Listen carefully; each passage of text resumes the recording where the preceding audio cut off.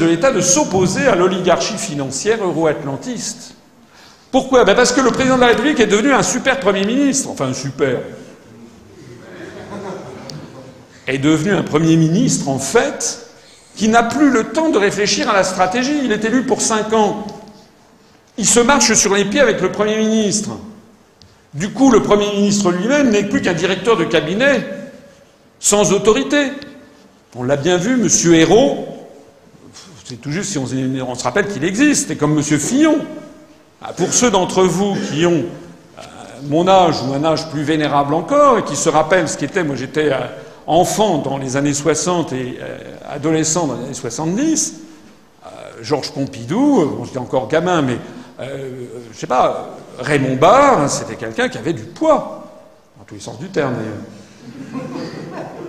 Il avait du poids par rapport à... Il y avait Giscard, et puis il y avait Raymond Barre.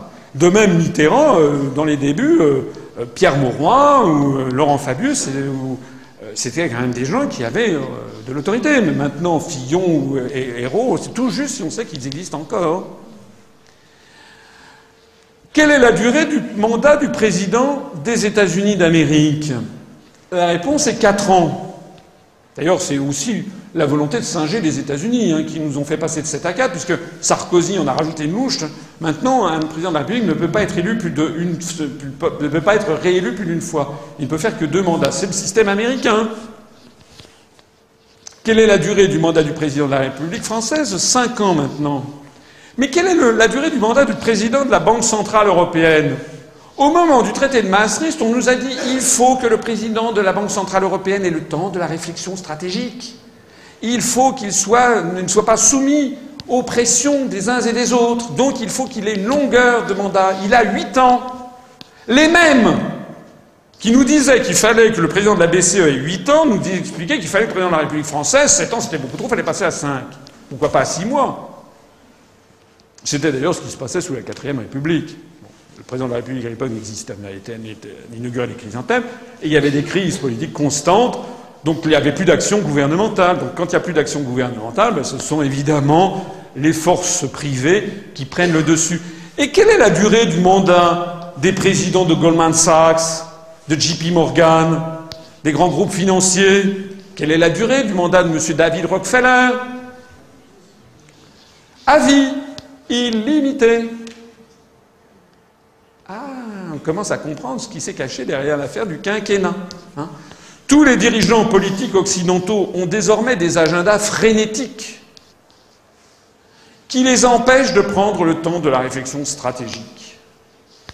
Et cela pour le plus grand profit de l'oligarchie financière et des marchés financiers qui, eux, sont illimités.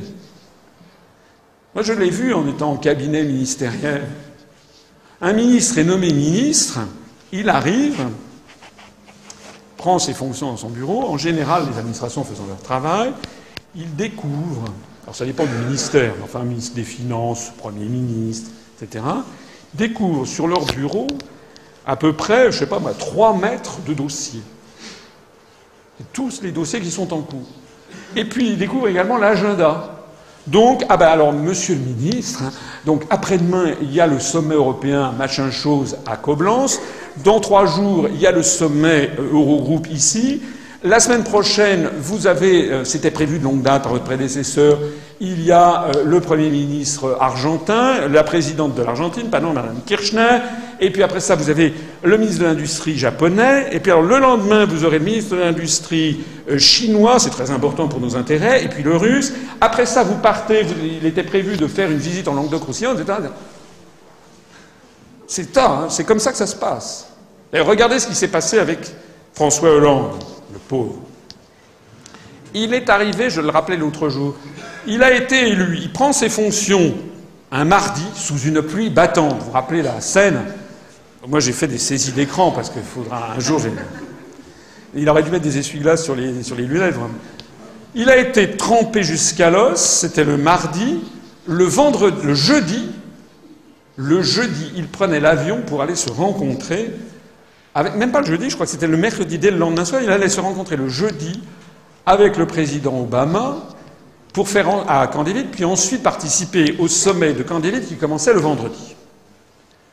Il a eu moins de 48 heures pour se retourner, pour préparer ce truc-là. C'est dingue. C'est comme, et vous êtes nommé président de la République, dans 48 heures, vous allez voir Obama. Vous savez, vous en savez autant que Hollande. Hein. Donc, en réalité, on met les gens... Et qu'est-ce que font tous ces gens? Je l'ai vu de mes yeux vus. Ce ne sont pas des héros, si, sauf le Premier ministre.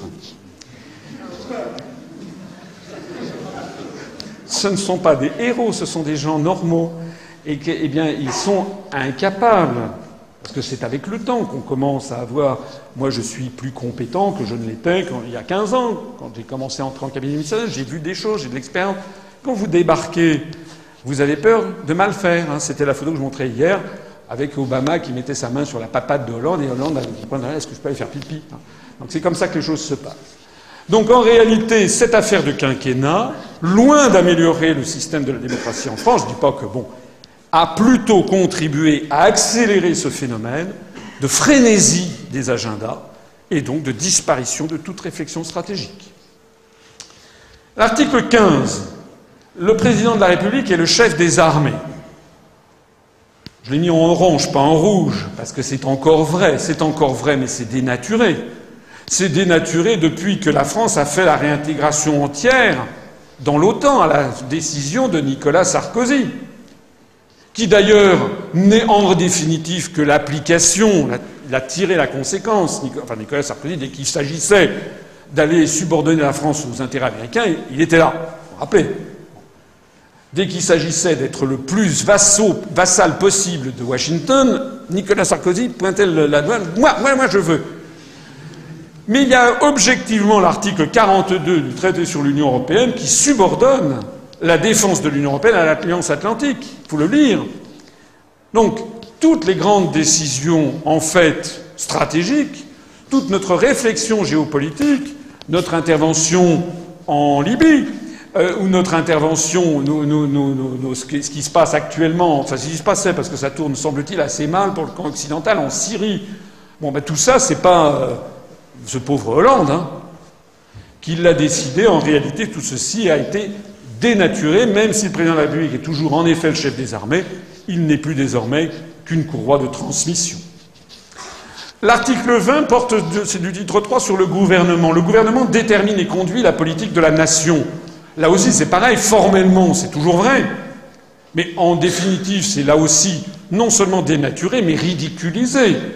D'abord depuis l'adoption du quinquennat. Il y a de plus en plus de pouvoirs qui ont été transférés à Bruxelles, à la Commission, à Francfort, à la BCE, à Washington pour les questions géopolitiques et militaires, et à Luxembourg pour tout ce qui est la Cour de justice de l'Union européenne. Donc de plus en plus, on commence à se battre les flancs dans les palais nationaux. Et en plus de ça, le président de la République et le Premier ministre sont sur le même créneau. Ils sont là pour 5 ans. Il est vrai que M. Hollande pourrait se défaire de M. Ayrault et nommer je ne sais pas qui à la place. Nicole Bricq, par exemple. Ceci a transformé la nature même de la République, hein, je l'ai dit tout à l'heure.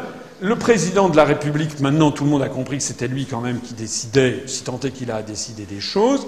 Le gouvernement maintenant, en fait, le Premier ministre n'est que le simple directeur de cabinet du président de la République. Il y a d'ailleurs eu un petit couac, là, vous l'avez peut-être vu récemment, où on a vu le Premier ministre qui a fait un discours qui était un pur copier-coller de celui du président de la République à Singapour. Je ne sais pas si vous avez suivi ça. Bah oui, parce qu'en fait, c'est d'ailleurs plutôt pas mal, pour le coup, qui ne se contredisent pas. Mais enfin, ça fait un peu mauvais genre de voir qu'il annonce le discours même du président. L'article 21, le Premier ministre dirige l'action du gouvernement, même cause, même effet. L'article 34 porte des rapports entre le Parlement et le gouvernement.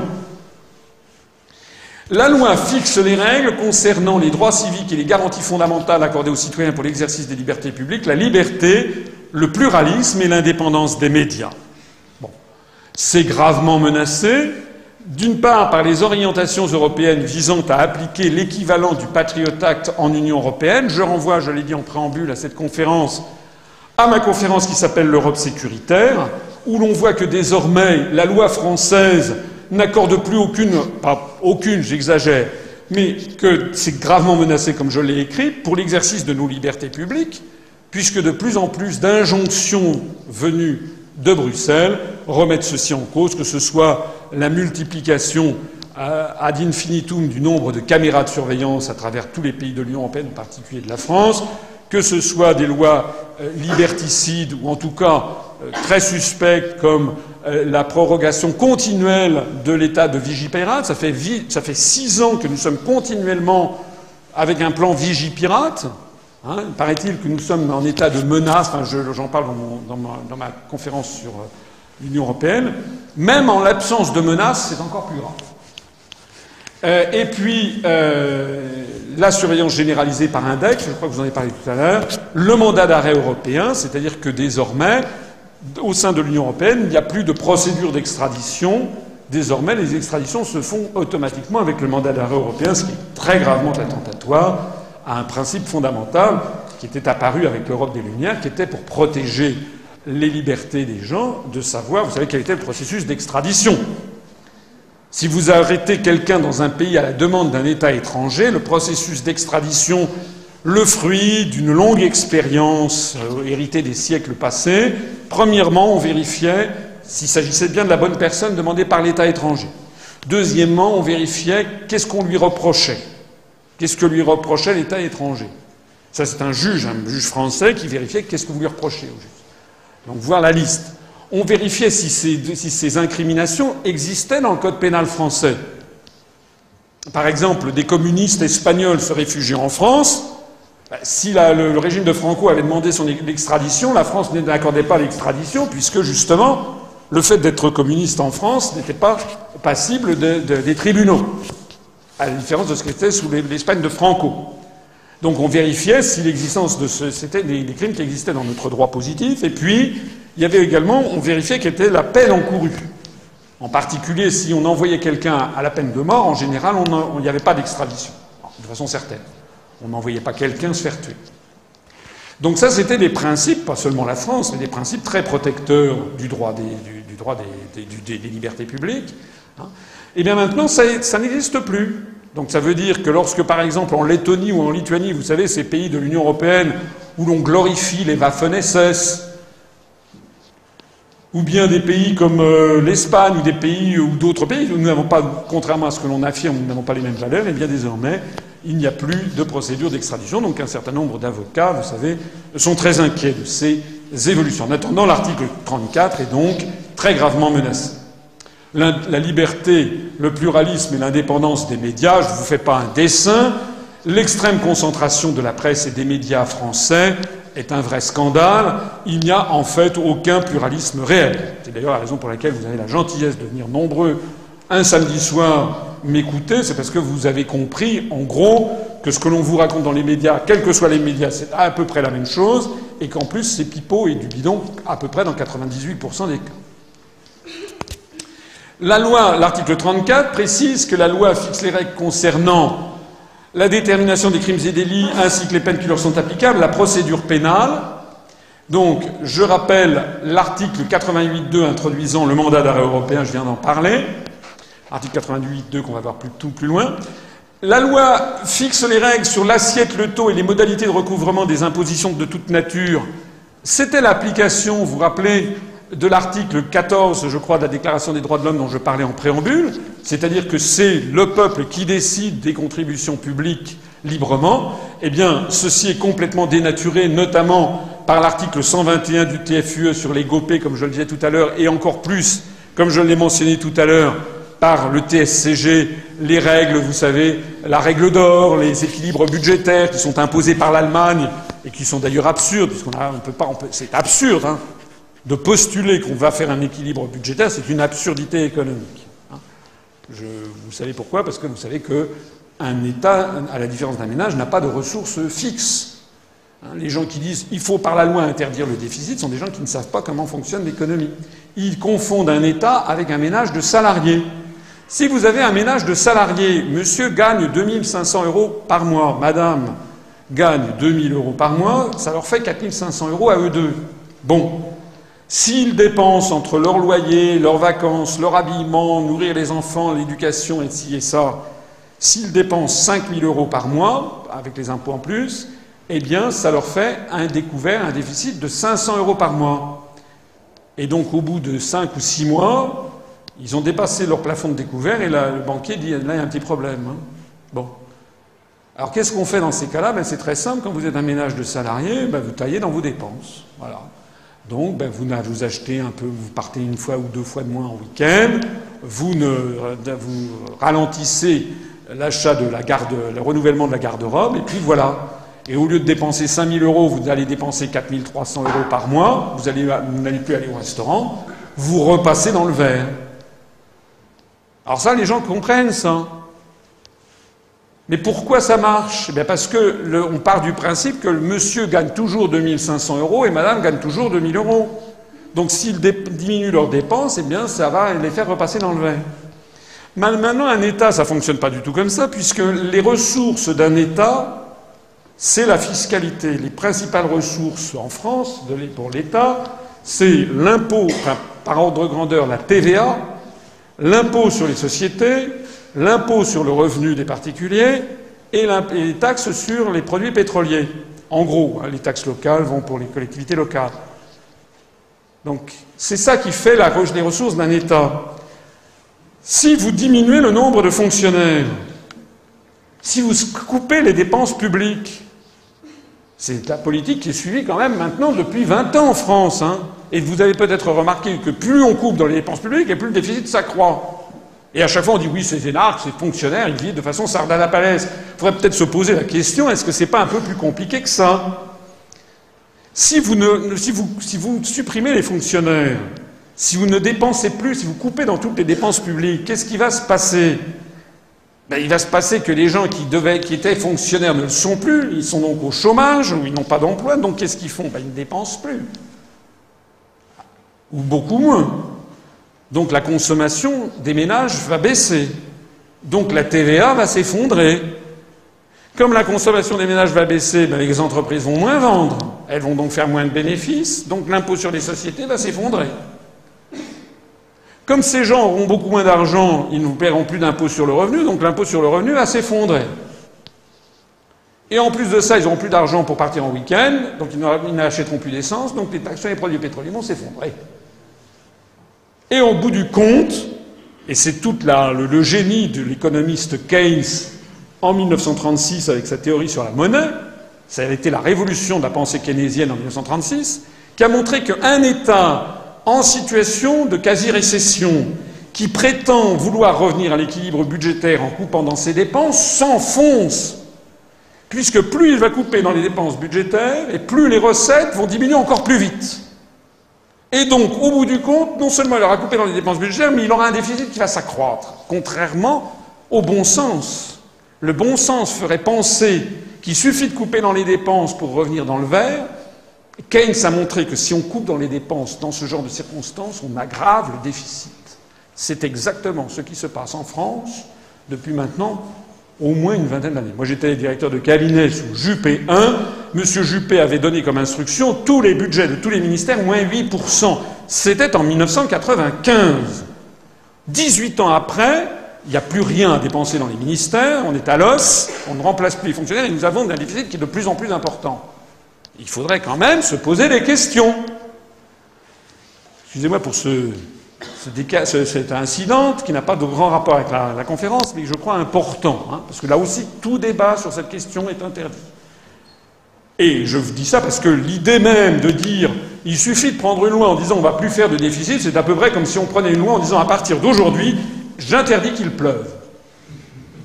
Parce que ça ne dépend pas des pouvoirs publics. Si vous coupez dans les dépenses, c'est pas vous qui allez décider derrière chaque Français ce qu'ils vont aller consommer. C'est pas vous qui êtes derrière les 40 millions de ménages à dire qu'ils vont aller là, ils vont aller là, ils vont manger ci, ils vont s'acheter ça, ils vont se chausser comme ci ou comme ça. Donc vous êtes spectateur aussi de vos décisions. Si vous prenez des grandes décisions macroéconomiques, vous êtes spectateur de ce qui se passe ensuite. Alors l'article 34 fixe également le régime d'émission de la monnaie. Bon bah, évidemment c'est violé, pas besoin de faire un dessin, par l'existence même de la Banque centrale européenne, de l'eurosystème et de l'euro. Donc cet article 34, vous voyez, violer, dénaturer, violer, dénaturer, violer, violer, violer, dénaturer, ridiculiser. Tous les articles les uns après les autres, quand même. L'article 35. La déclaration de guerre est autorisée par le Parlement. Ah, je suis désolé, c'est violé désormais quasi systématiquement. Avant, comment ça se passait? Il y avait un débat au Parlement pour savoir si l'on allait déclarer la guerre. Maintenant, ça n'existe plus. Hein. On commence par bombarder, puis alors il y a en général, alors si c'est un gouvernement de droite, il y a l'opposition de gauche qui, 3 semaines, 2 mois après, dit « mais ce n'est pas normal, il n'y a pas eu de débat au Parlement ». Bon. Et puis si c'est un gouvernement de gauche, alors c'est l'opposition de droite qui dit, alors là, 8 mois après, c'est pas tout à fait normal, il n'y a pas eu de débat au Parlement. En tout cas, tout ceci est violé viole l'article 35, que ce soit la Côte d'Ivoire, la Libye, les interventions, enfin les manœuvres de déstabilisation en Syrie, l'opération au Mali, il n'y a pas eu de débat préalable au Parlement. Il n'y a pas eu d'autorisation par le Parlement. D'ailleurs, il n'y a plus de déclaration de guerre. Ça, encore mieux. Ce qui, au passage, viole le droit international public, notamment la Charte des Nations Unies. Alors on en arrive à un moment qui m'est cher dans cette analyse de notre Constitution, c'est l'article 68, avec l'avant-après des lotions capillaires. Vous avez dans la colonne de gauche la version d'origine voulue par De Gaulle, et vous avez dans la colonne de droite la nouvelle version voulue par Nicolas Sarkozy. Dans la version d'origine de la Ve République, la Haute Cour, l'ancien article 68 disait « Le président de la République n'est responsable des actes accomplis dans l'exercice de ses fonctions qu'en cas de haute trahison. Il ne peut être mis en accusation que par les 2 assemblées, statuant, etc., etc. » Dans la version sarkozyste, cet article a été remanié, curieusement, et chose très curieuse, on a retiré le mot de haute trahison.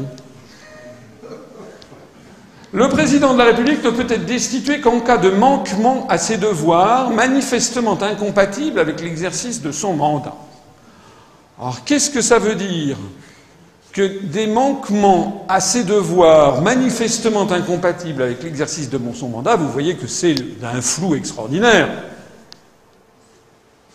Est-ce que M. Strauss-Kahn, étant devenu président de la République, aurait été destitué parce qu'on aurait jugé que la façon dont il prend des douches au Sofitel de New York est manifestement incompatible avec l'exercice de son mandat?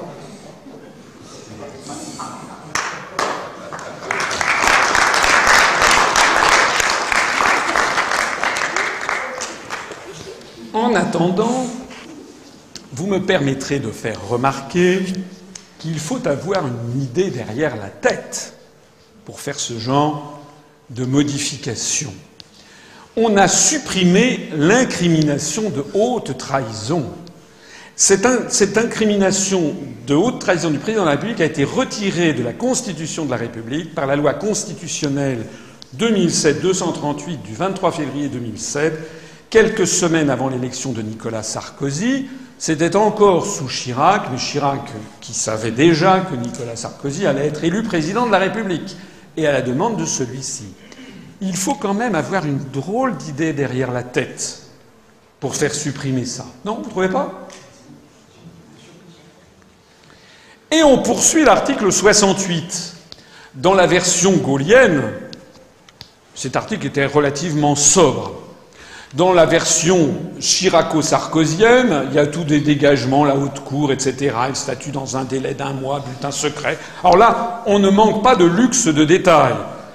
Savoir quelle est l'incrimination, les manifestement incompatibles avec les devoirs de sa fonction, on ne sait pas ce que ça veut dire, mais alors après, on vous fait tout un bins sur la façon dont tout ceci va s'organiser, mais c'est des décisions, il faut statuer dans un délai d'1 mois, enfin vous voyez le genre. Et puis on continue. Et ça, c'est, je pense, le fleuron de cette conférence. Dans l'ancien article 68, version de Gaulle, les membres du gouvernement sont pénalement responsables des actes accomplis dans l'exercice de fonctions dans l'exercice de leurs fonctions et qualifier crimes ou délits au moment où ils ont été commis. La procédure définie ci-dessus leur est applicable, c'est-à-dire celui de la haute trahison, ainsi qu'à leurs complices dans le cas de complot contre la sûreté de l'État. Et dans la version chiraco-sarkozyste, les membres du gouvernement sont pénalement responsables des actes accomplis dans l'exercice de leurs fonctions et qualifiés crimes ou délits au moment où ils ont été commis. Et ils sont jugés par la Cour de justice de la République. Donc tout ceci, hop, est passé à la trappe. Alors moi, ça me laisse rêveur, enfin cauchemardeur aussi. Ça me laisse rêveur, parce que dans la version de Charles de Gaulle, il était question de complot contre la sûreté de l'État. Alors maintenant, vous êtes dans un univers de « Oh, vous êtes un complotiste !» Mais vous croyez que le père de Gaulle, il était débile ou quoi? Que les constitutionnalistes de 1958, d'ailleurs, l'incrimination de complot contre la sûreté de l'État remontait à bien avant. Vous croyez que c'était des gens qui fantasmaient? De Gaulle était un grand fantasmeur, c'est ça?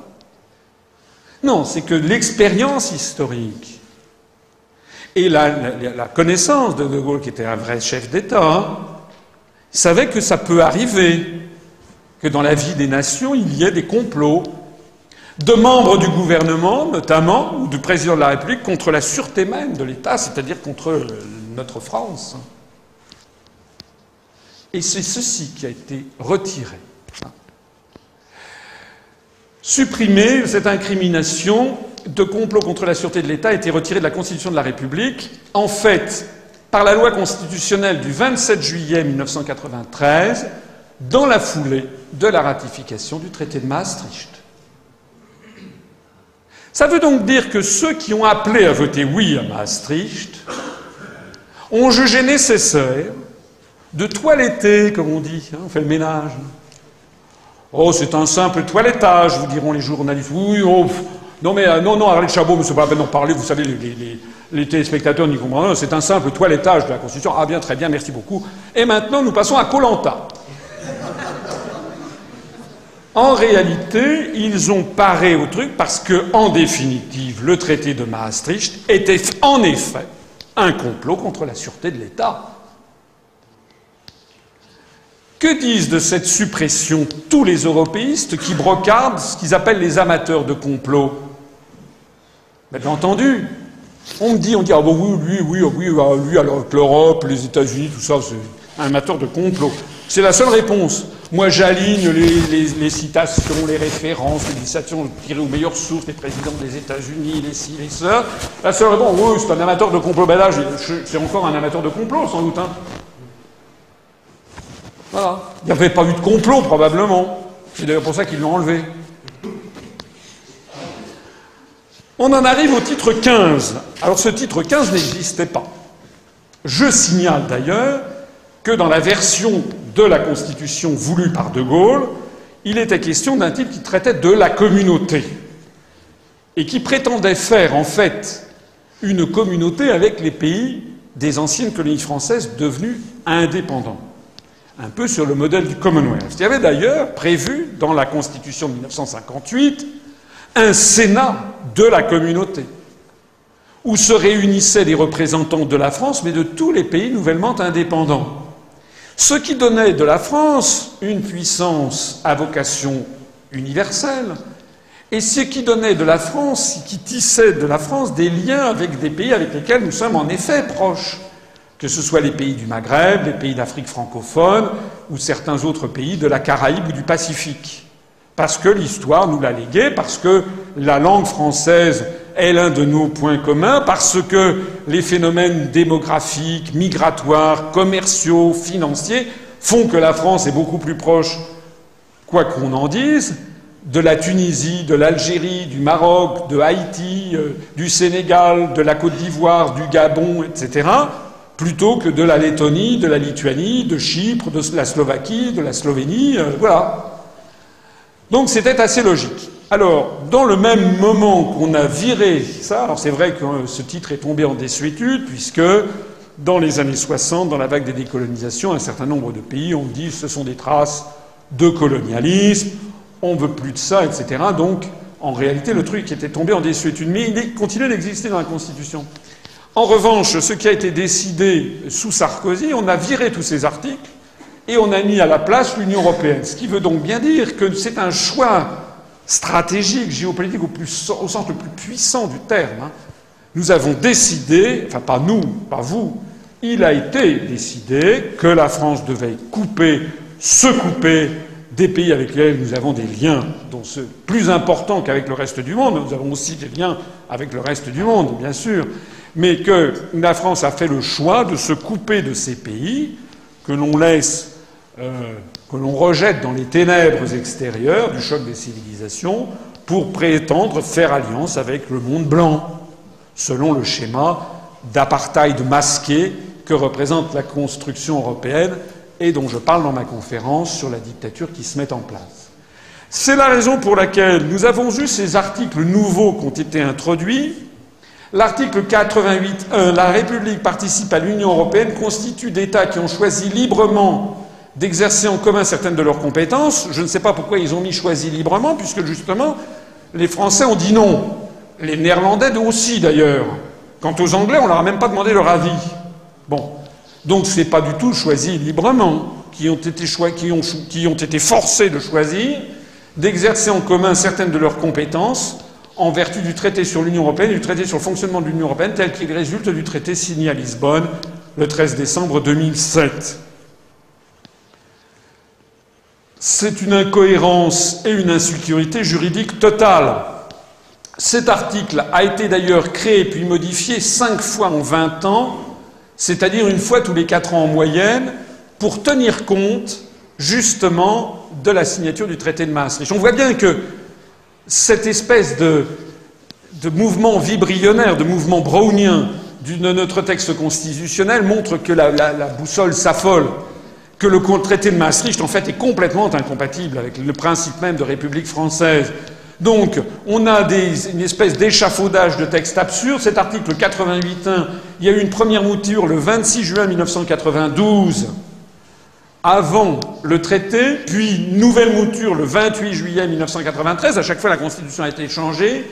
Puis une nouvelle mouture le 2 mars 2005, en prévision de la Constitution européenne, qui d'ailleurs a été refusée. Puis le 6 février 2008, pour tenir compte du traité de Lisbonne, qui a avalisé tout le texte de la Constitution européenne refusé par les Français, et de nouveau a été modifié le 1er décembre 2009.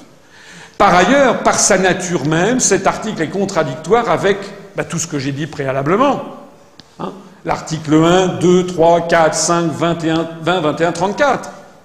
Je n'en ai parlé préalablement. J'ai montré en quoi, justement, la construction européenne était incompatible.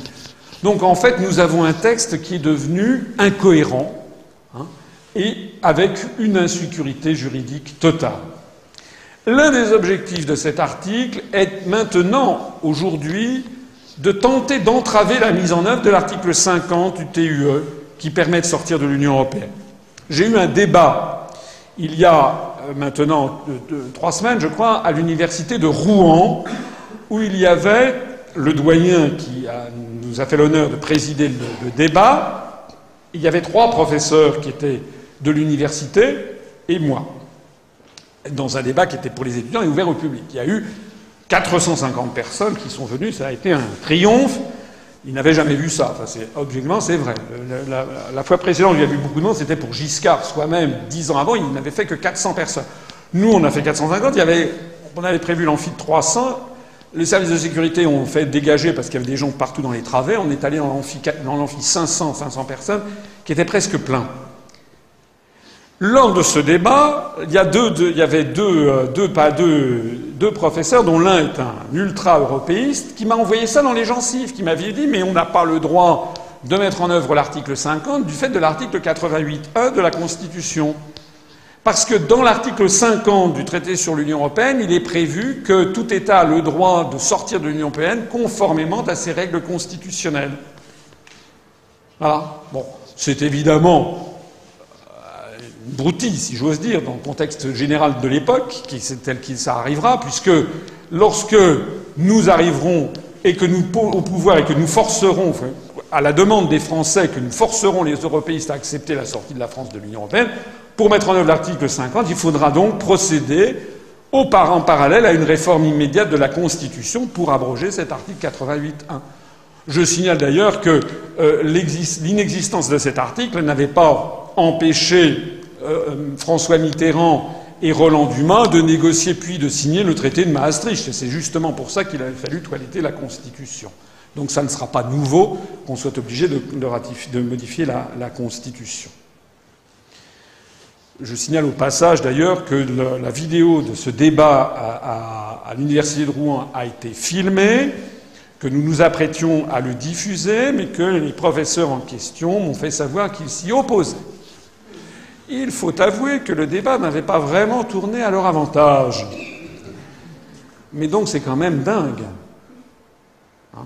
Alors nous allons diffuser le débat qui sera limité à ma seule personne, puisque nous avons mis des grands carrés noirs sur les professeurs et nous avons coupé, et quand à un moment je ne l'ai dit leur nom, mais dit pour qu'on n'entende pas qu'il y ait...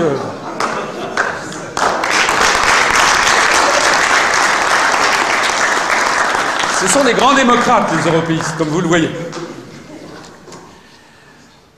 Voilà. Alors, le titre 15 de l'Union européenne, l'article 88.2, la loi fixe les règles relatives au mandat d'arrêt européen en application des actes pris. Donc vous voyez que, je le disais tout à l'heure, le mandat d'arrêt européen est incompatible avec l'article 34. Donc du coup, on a rajouté un article en disant c'est compatible. Non, ça reste incompatible.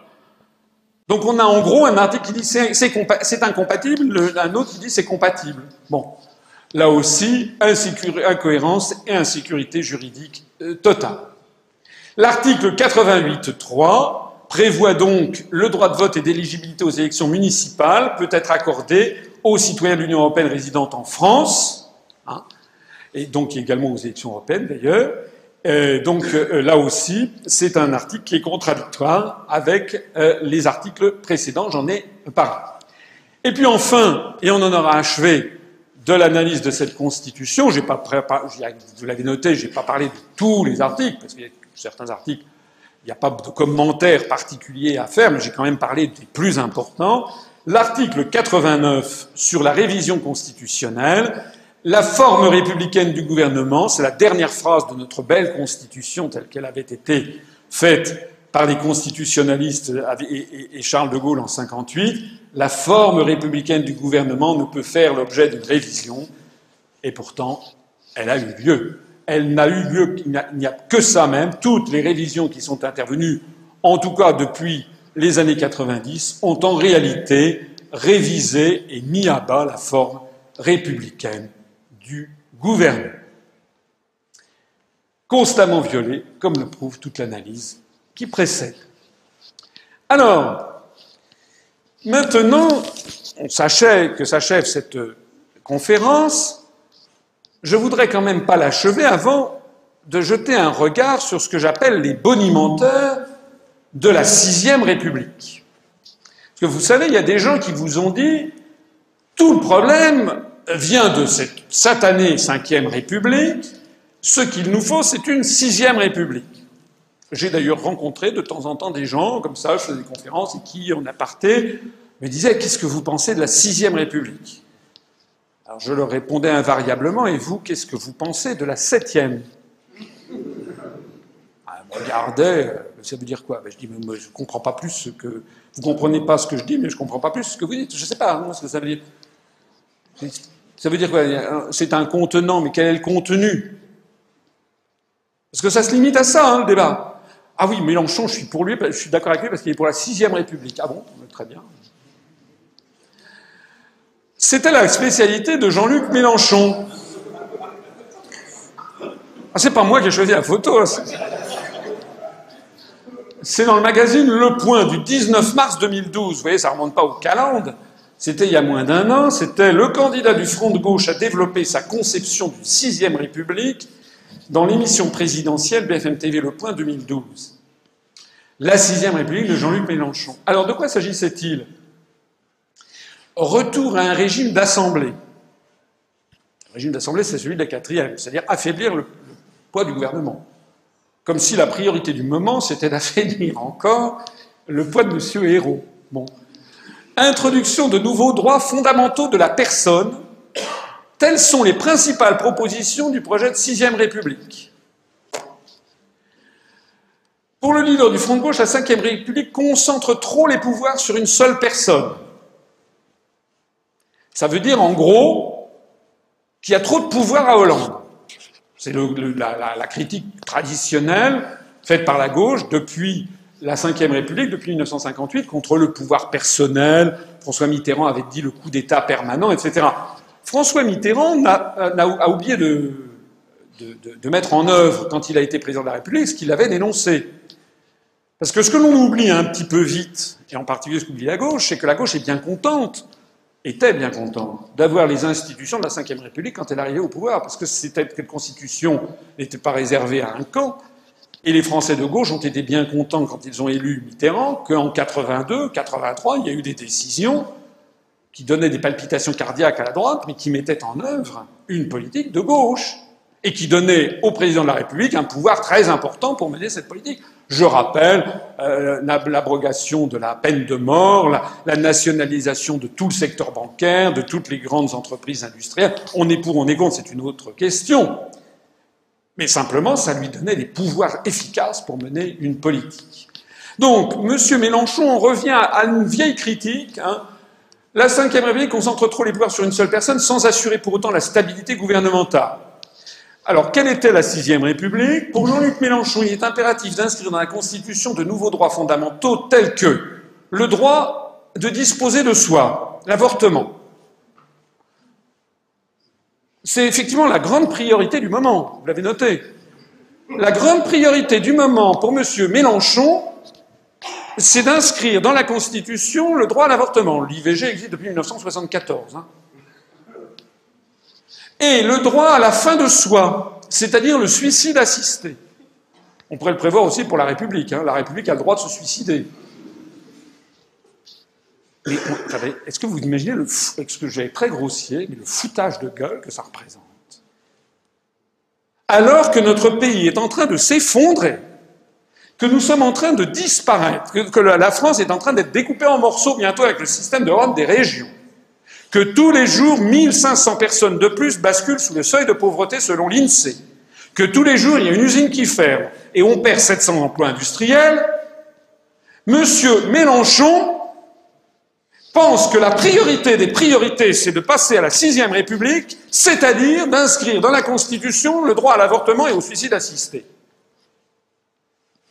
Il évoque aussi la liberté absolue sur Internet.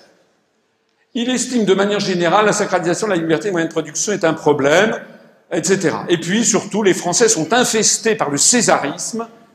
Voilà. Ils voudraient un régime qui ne comprendrait plus qu'une seule chambre. L'élection de cette chambre se ferait au suffrage universel à la proportionnelle corrigée et non intégrale.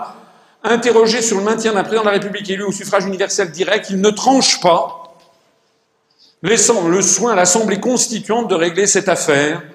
Voilà. Il n'y a pas un mot sur l'Europe. Rien. Monsieur Mélenchon fait délibérément un faux diagnostic. Il a fait croire aux Français que les problèmes viendraient avec la Constitution de la 5e République, nos problèmes viendraient de là, alors que je viens de vous montrer au cours de cette conférence qu'ils viennent exactement du contraire. Conformément d'ailleurs à ce qu'avaient dit nos pères fondateurs de la Déclaration des droits de l'homme de 1789, qui disait qu'il fallait toujours vouloir le maintien de la Constitution. Rappelez-vous, c'était en préambule. Quand je fais cette conférence, je m'inscris exactement dans ce qu'on nous ont conseillé les rédacteurs de la Déclaration des droits de l'homme de 1789. Constamment, nous devons confronter l'action du pouvoir législatif et du pouvoir exécutif par rapport aux droits de l'homme et par rapport à notre maintien de notre Constitution. Ce que je viens de vous montrer, c'est que ce n'est pas la 5e République qui pose problème, c'est qu'elle est violée constamment, que tout ce qui protégeait les droits, nos libertés fondamentales, notre démocratie, que tout ceci a été piétiné, ridiculisé, démantibulé, vidé de sens, complètement perverti. On a perverti le sens des mots pour faire exactement le contraire. Elle est continuellement violée du fait des traités européens dont M. Mélenchon, premièrement, ne parle pas, et deuxièmement, il refuse de les dénoncer. M. Mélenchon, d'ailleurs, n'explique jamais comment sa 6e République serait mieux appliquée que l'actuelle dans le cadre de l'Union européenne et de l'euro. En quoi le fait d'avoir mis dans la Constitution le suicide assisté, l'avortement, et d'avoir prévu qu'il n'y ait plus qu'une seule chambre à la proportionnelle, en quoi cela changerait le fait que l'on a piqué 80% ou 90% des pouvoirs aux Français, que nous sommes dirigés depuis Bruxelles, depuis Francfort, depuis Washington. Dans le même genre, dans la famille 6e République, je demande le fils, après avoir eu le père. Arnaud Montebourg, 2012, la Nouvelle-France, en marche vers la 6e République. C'était quand il se présentait au suffrage des socialistes pour avoir l'investiture. Que disait monsieur Montebourg? J'allais dire monsieur. La 5e République est née de l'échec de la 4e. Dans un contexte de crise et de guerre où un exécutif puissant était nécessaire. C'est toujours la même idée. L'exécutif est trop puissant. Afin de redonner toute son efficacité à l'action publique et ainsi rompre avec une instabilité devenue périlleuse. La contrepartie fut le bâillonnement du Parlement et l'étouffement du citoyen. La République du général de Gaulle a cependant répondu aux attentes des Français durant de longues années. Ça, c'est le côté plus habile de Montebourg, il essaie de ne pas trop heurter les gaullistes, mais il semble que son esprit se soit progressivement éteint et que l'irresponsabilité et l'impunité soient aujourd'hui la marque de fabrique d'une machine usée et dangereuse. Pas un mot sur l'Europe, ça n'existe pas. Le paradoxe de l'omnipotence présidentielle. Notre régime se base en effet sur un paradoxe qui ne saurait avoir sa place dans une démocratie comme la nôtre, entièrement axée sur l'élection du président de la République, patati patata. Voilà, le président de la République, un Parlement soumis, élu pour 5 ans, l'Assemblée nationale est une chambre d'enregistrement. Enfin bref, c'est toujours la même histoire. Il n'y a pas une Assemblée suffisamment représentative. Le président de la République a tous les pouvoirs. Monsieur Montebourg fait, ou plus exactement faisait, le même faux diagnostic que M. Mélenchon. Il faisait croire que les problèmes viendraient de la Constitution de la République alors qu'ils viennent du contraire, qu'elle est continuellement violée par les traités européens dont M. Montebourg ne veut pas sortir. Il n'expliquait jamais comment sa 6e République serait mieux appliquée que l'actuelle dans le cadre de l'UE et de l'euro. Mais il y a quelque chose qui permet de confondre M. Montebourg. C'est que, entre le moment où il a écrit ce texte et aujourd'hui, il s'est passé un petit truc. C'est que M. Hollande est élu président de la République, qu'il y a donc un changement de majorité, et que M. Montebourg est au gouvernement. Il est ministre de M. Hollande. Alors, nom d'une pipe. Maintenant que M. Montebourg est ministre, auprès de M. Hollande, qui a prétendument un pouvoir exorbitant, c'est ce qu'il nous expliquait. Eh bien alors, qu'est-ce qu'ils attendent pour mettre un terme aux délocalisations?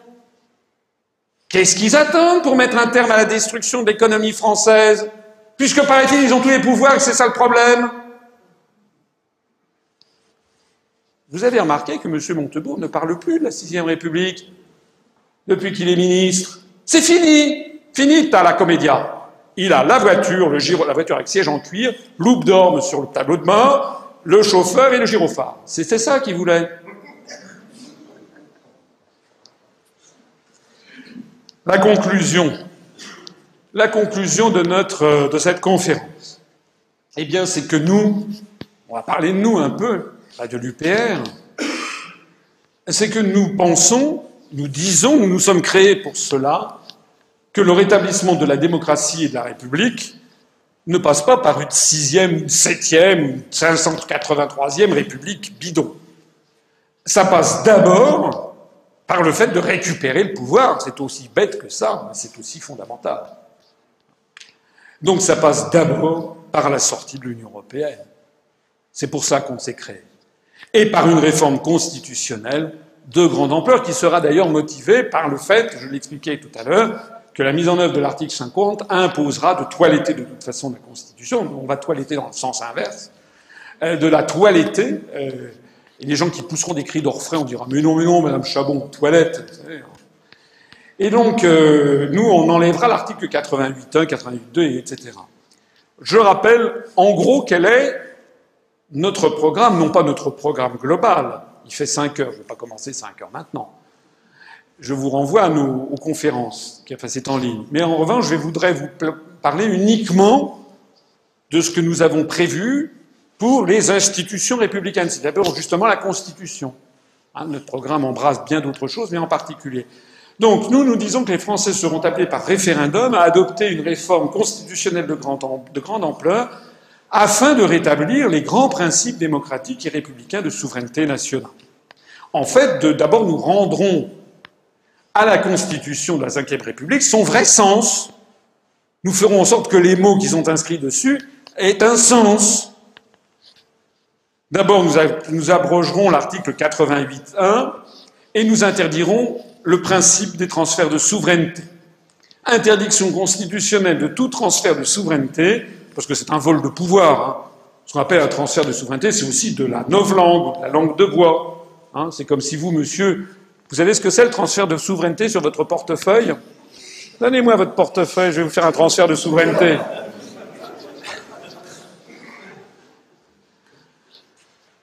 Donc, interdiction de tout transfert de souveraineté qui ne soit pas précisément limité dans le temps et dans l'objet, et sous contrainte de réciprocité.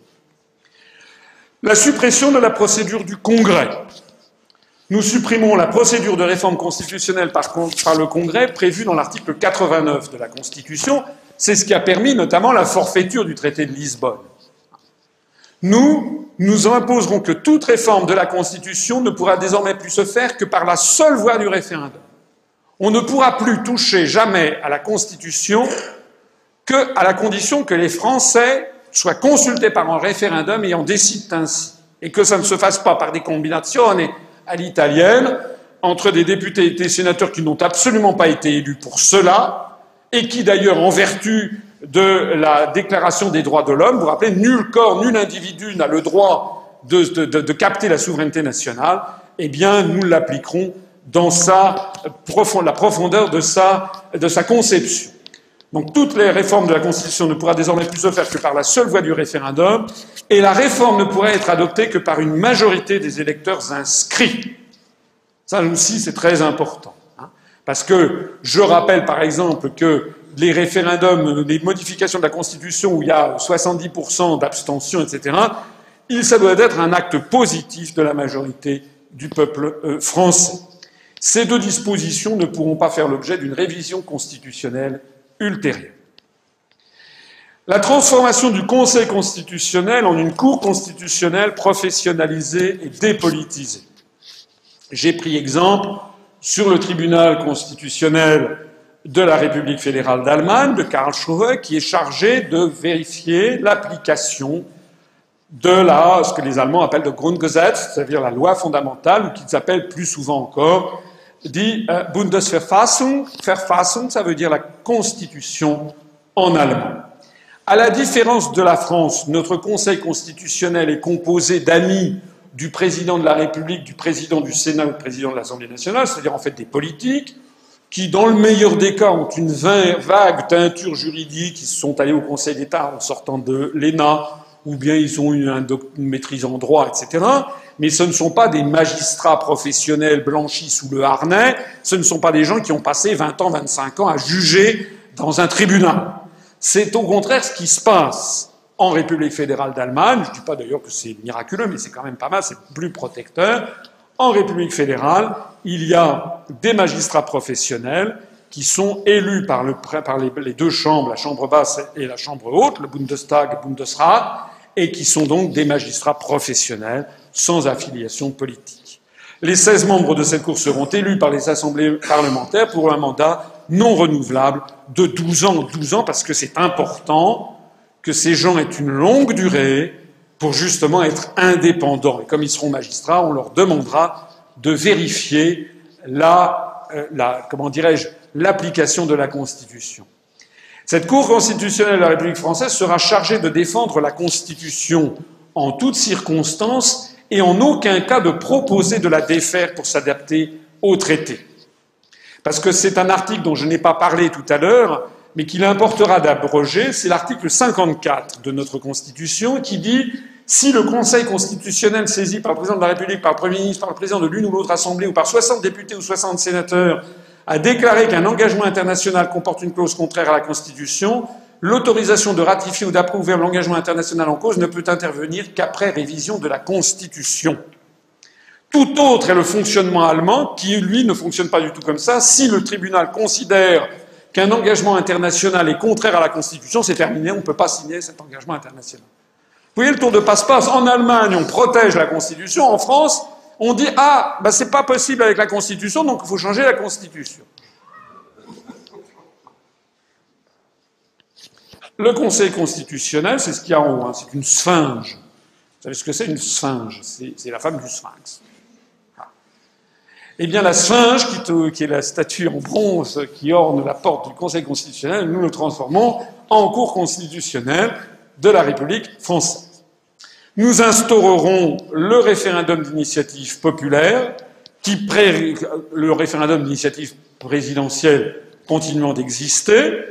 Ce référendum d'initiative populaire s'effectuera sous le contrôle de cette nouvelle Cour constitutionnelle de la République française, qui vérifiera seulement si le référendum est bien conforme aux principes de la Constitution. C'est normal. Une loi organique fixera les modalités d'organisation de ce RIP. C'est pas de RIP, hein, c'est pas un RIP, référendum d'initiative populaire. Vous savez ce que c'est une loi organique? C'est une loi qui est adoptée dans des termes un petit peu plus solennels et un peu plus contraignants que les lois ordinaires. Voilà.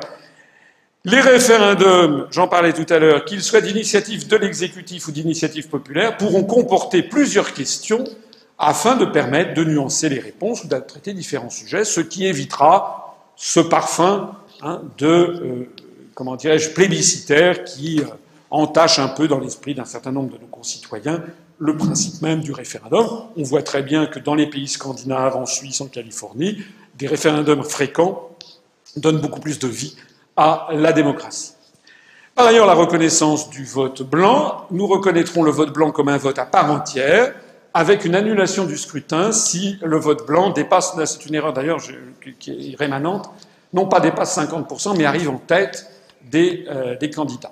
Ça veut dire, par exemple, qu'aux dernières élections présidentielles, l'UPR, plutôt que d'appeler, comme nous l'avons fait, à l'abstention, parce que nous n'avions aucune envie de choisir, puisque aucun des candidats en lice, aucun, je dis bien de Madame Le Pen à M. Poutou, il n'y en avait aucun qui proposait ce que nous proposons, que nous considérons fondamental, qui est la sortie de l'Union européenne, de l'euro et de l'OTAN, il n'y en avait aucun, donc nous avons appelé à l'abstention. Certains ont dit, mais comment on ne peut pas s'abstenir, oubliant que tous les partis politiques français, un jour ou l'autre, ont appelé à l'abstention. Le Parti socialiste avait appelé à l'abstention au référendum sur l'élargissement à la Grande-Bretagne du marché commun en 1972. Le Parti communiste français a également plusieurs fois appelé à l'abstention, ou notamment au deuxième tour de la présidentielle de 1969. L'UMP ou le Front national appellent régulièrement à l'abstention, par exemple, pour éviter de choisir. Donc, certains nous ont fait un procès en non-républicanisme. Donc, l'abstention est un mode d'expression comme un autre. Mais si le vote blanc était comptabilisé, nous aurions appelé à voter blanc. Parce que si le vote blanc est comptabilisé, vous savez qu'il est compté en plus actuellement, il est compté dans les participations, mais pas dans les résultats. Donc si vous allez voter blanc, non seulement ce que vous faites ne sert à rien, mais en plus de ça, vous donnez de la légitimité aux gens qui sont élus. Parce que là, vous faites monter la participation. C'est pour ça que nous, on a dit l'abstention, parce qu'on ne peut pas faire monter. Nous, on préfère que M. Hollande, M. Sarkozy, M. Copé ou Mme Joly ou M. Tartemuche soient élus avec la plus faible participation possible.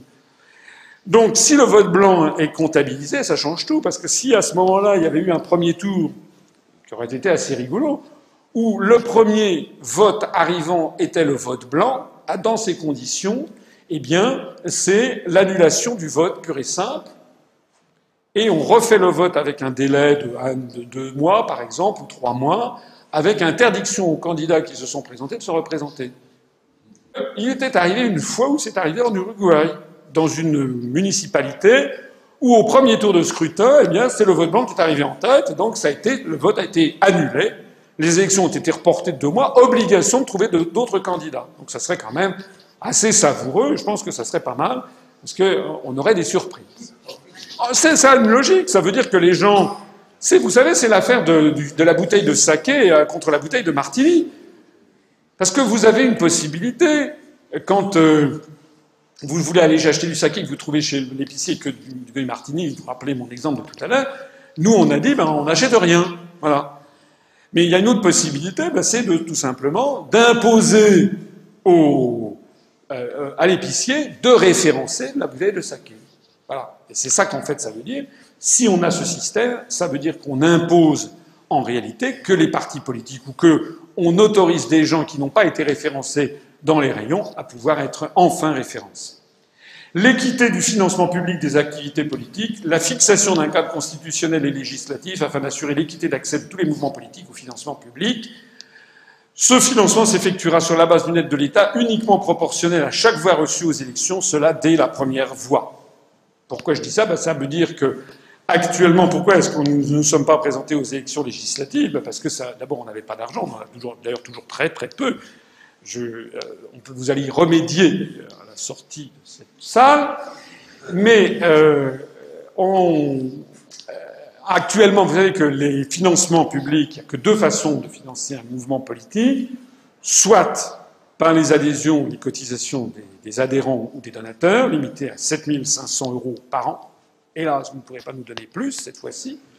7 500 €. Mais vous pouvez adhérer, c'est pour ça qu'on insiste sur les adhésions, c'est important, parce que pour nous, d'abord, ça nous fait gonfler notre mouvement, et puis surtout, ça nous apporte un petit peu, ça nous permet de commencer à éditer des tracts, parce que ça, c'est pas gratuit. Et puis, deuxièmement, la deuxième source de financement, c'est les financements publics. Puisque depuis les lois dites de moralisation de la vie politique française, on ne peut plus se faire financer par des associations, des sociétés privées. Alors le problème de ça, c'est très gentil, c'est que ces lois sur le financement par les impôts des contribuables a été calculée, évidemment, par les députés socialistes et RPR-UDF à l'époque, et comme par hasard, ça favorise outrageusement le PS et puis le RPR-UDF devenu UMP. Pourquoi ? Parce qu'il y a des effets de seuil. Pour gagner de l'argent public, il faut présenter au moins 50 candidats, que les 50 candidats aux législatives fassent au moins 1%, et à ce moment-là, vos voix comptent. Enfin, comme tout ceci coûte de l'argent, nous n'avions pas les moyens, les reins, ni surtout la notoriété, pour pouvoir se présenter aux dernières élections législatives. Ce que nous proposons donc, c'est que n'importe quel parti se présente, et en fonction des voix qu'il a recueillies, il a de l'argent public. Ça paraît, somme toute, assez logique. Voilà. Le 7e point, le rétablissement et l'extension du crime de haute trahison et de complot contre la sûreté de l'État. Nous voulons réintroduire dans la Constitution française les notions de haute trahison, de complot contre la sûreté de l'État pour le chef de l'État et l'ensemble du gouvernement, parce que nous n'avons rien à craindre et tout à gagner. Et en précisant la signification juridique de ces incriminations que nous inscrirons dans la Constitution, un truc, il faudra revoir ça avec des juristes peut-être de façon plus précise, mais qui pourrait être notamment entente avec des puissances étatiques étrangères ou avec des pouvoirs privés pour mener une politique manifestement contraire à l'intérêt majoritaire du peuple français. Parce que c'est vrai que même la notion de haute trahison n'est pas extrêmement claire. Et puis le 8e point, c'est la réforme du statut de l'élu, l'interdiction du cumul des mandats électifs, quels qu'ils soient, la suppression du cumul des rémunérations pour les élus qui exercent plusieurs mandats, ils n'auront que la meilleure des rémunérations, comme ça, ils seront beaucoup moins tentés de cumuler les mandats, donc ça fera de la place pour les autres, parce que les gens disent, finalement, il faudrait trouver un moyen d'améliorer la démocratie, mais c'est simple, il suffit déjà de déverrouiller l'accès aux fonctions électives. Donc déjà, si on décourage le cumul des mandats, le principe également général de limitation à un seul renouvellement pour tous les mandats électifs, quels qu'ils soient. Vous avez vu que dans la Constitution New Look, version Sarkozy, qui par adoration du système américain a introduit le principe que le président de la République ne peut pas être réélu plus d'une fois, il ne peut pas faire plus de 2 mandats, nous disons très bien, pourquoi pas, laissons-le, mais appliquons-le à tout le monde. Tous les députés, les sénateurs, les maires, les conseillers généraux, les conseillers régionaux, ça fera un formidable appel d'air. Pourquoi est-ce qu'on serait obligé d'avoir des maires qui sont maires d'une ville depuis 30 ans, ou des députés, à la place aux autres, Ça n'est pas des trucs à vie, d'ailleurs, ça favorise les dynasties. Après, c'est le fils, c'était la famille médecin, par exemple, la SARL médecin à Nice. Vous avez le père, le fils, etc. C'est fini, tout ça. Ça, c'est pas républicain. Hein.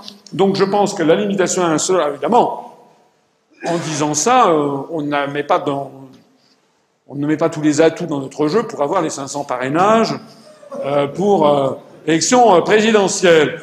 Mais nous avons quand même prévu une exception pour les maires des petites villes, parce que c'est vrai que pour des petits villages où il y a 300 ou 500 habitants, là où il n'y a pas forcément beaucoup de volontaires, c'est difficile de limiter à 500. Là, ça tombe bien parce que c'est eux qui nous donnent des parrainages. Qui devraient nous donner. Non, parce que de toute façon, les autres sont tenus par l'UMP, PS, etc. Le principe également de l'inéligibilité à vie des responsables publics condamnés pour corruption.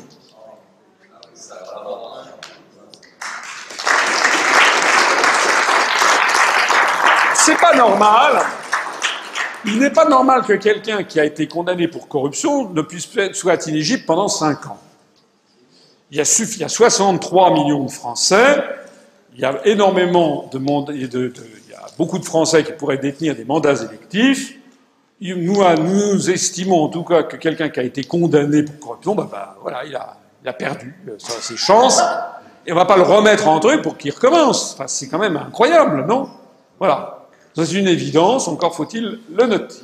Le principe de l'examen périodique de l'existence ou non de conflit d'intérêts. Pour le service public, nous précisons l'inscription dans la Constitution française des services publics non privatisables par nature, ce que nous pourrons faire puisque nous serons sortis de l'Union européenne, des GOP, des trucs et des machins. Donc, nous inscrirons que doivent être des services publics non privatisables, je le rappelle, EDF, GDF, La Poste, tous les réseaux, c'est-à-dire les réseaux d'autoroutes, les réseaux d'adduction d'eau, France Télécom, j'en oublie sans doute, et puis également toutes les banques qui bénéficieraient d'une aide publique. Vous avez besoin d'une aide publique pour être sauvé, très bien, vous êtes nationalisé. C'est normal. Quand c'est la collectivité publique qui vient, parce que vous connaissez le système des banques, les profits sont pour moi, les pertes sont pour la collectivité. Non. Et puis voilà, eh bien nous en arrivons à la fin de cette conférence. Je vous avais promis plus brève qu'hier. Je termine, comme je le fais souvent, en montrant un petit éclairage de ma collection privée de médailles. Et c'est une médaillette d'ailleurs de Montagny, qui en veut, je crois, fait à peu près 3 et quelques centimètres de diamètre, et qui représente la République française. C'est marqué sur le pourtour. On la voit ici un petit peu, on dirait une déesse grecque d'ailleurs. C'est signé Montagny. C'est une médaille qui a été frappée en 1848, très exactement le 4 mai 1848, pour la première Assemblée nationale. Vous savez, après que Louis-Philippe, le dernier roi, le roi des Français, a été chassé donc en février 48, suite à la Révolution de 48. Il a quitté ses fonctions déguisé en vieille dame, ce qui n'est pas très glorieux pour la fin de la monarchie française. Mais sur cette médaille, donc, l'Assemblée nationale se réunit le 4 mai, et en dessous, vous avez cette belle phrase « La puissance législative appartient au peuple et ne peut appartenir qu'à lui ». En définitive, c'est toujours la même histoire renouvelée. Hein, comme m'avait dit De Gaulle, on en a vu d'autres. Hein, donc il faut quand même, c'est le message d'espoir que je voudrais vous porter ce soir. Nous sommes dans une situation dramatique, ça va empirer, ça va s'aggraver, mais toute notre histoire nationale nous porte à penser qu'il y aura une fin au saucisson et que les Français vont se ressaisir et redonneront la puissance législative au peuple français, c'est-à-dire la République et la démocratie. Je vous remercie.